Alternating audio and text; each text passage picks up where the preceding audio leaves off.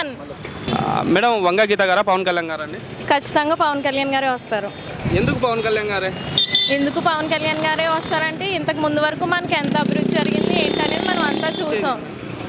I mean అంటారు ఎక్కడ రోడ్లు సరిగ్గా లేవు, అసలు ఏమీ పథకాలు అనేవి అందరికీ సరిగ్గా అందలేదు, ఏం చేయలేదు. ఈసారి మనం పవన్ కళ్యాణ్ గారిని గెలిపిస్తే దగ్గరుండి మన పిఠాపురాన్ని కూడా చాలా అభివృద్ధి చేస్తారు. ఖచ్చితంగా మనం అందరం పవన్ కళ్యాణ్ గారికి ఓటు వేయాలి. చాలా మంది ఏమంటున్నారంటే వంగ గీత గారు మాకు అందుబాటులో ఉంటారు, పవన్ కళ్యాణ్ గారు అందుబాటులో ఉండరు అంటున్నారు. దానిపైన మీ స్పందన?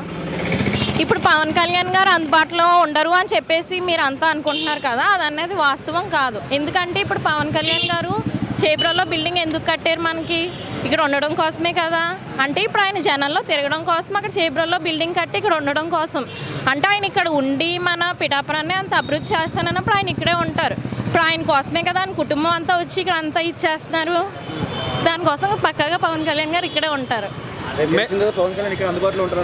అందుబాటులోనే ఉంటారు ఖచ్చితంగా. ఎంత మెజారిటీ రావచ్చు మేడం? ఖచ్చితంగా ఒక 70,000 మెజారిటీ పక్కాగా వస్తుంది. 100% వస్తుంది. ఈ పిఠాపురానికి సంబంధించి యువత ఎవరి వైపు ఉందంటారు? పక్కాగా అందరూ జనసేన తరపునే ఉన్నారు యువత అంతా కంపల్సరీగా. ఇంకా